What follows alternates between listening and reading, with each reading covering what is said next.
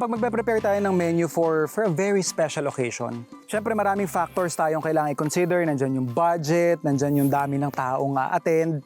So kailangan nating maplano yung manpower din natin. And kahit nga wedding menu pa yung gagawin mo, hindi natin kailangan mag-compromise sa flavor. So we're sticking with the flavors na alam nating magwo-work. Hindi kailangan ng sobrang galing magluto. Basil, kamatis, tiyak, panalo. So basically, we'll be making a very simple tomato soup at talaga namang deserving na mailagay sa plato or sa hapag ng isang kasalan. First, what we need to do is prepare yung pinaka-garnish natin, which is yung ating baguette.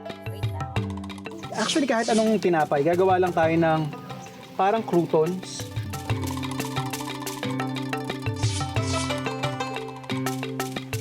Yung pinaka-the best dito, if you get to use siguro medyo stale na bread.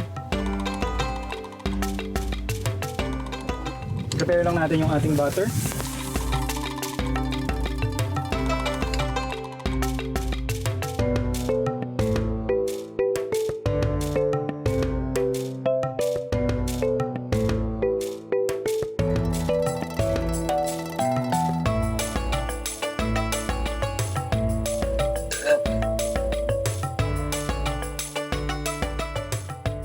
Using the same pan, lagay lang tayo ng olive oil. At habang pinaiinit natin yung mantika, prepare lang natin yung ating kamatis. Lagay lang natin doon sa ating pan. Okay lang din yan kahit hindi ganun kainit.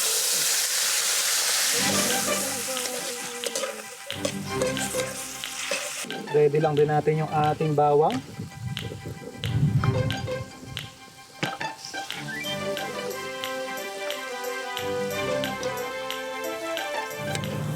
Pag naigisa na natin yung ating kamatis at bawang, pwede na nating lagyan ng stock.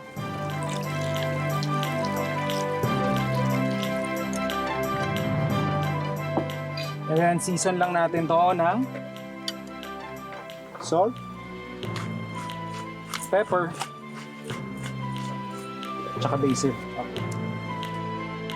So pakukuluan lang natin to at pag nagsama-sama na yung flavors nila, naluto yung bawang nating buo, pwede na nating i-blender, tsaka i-serve.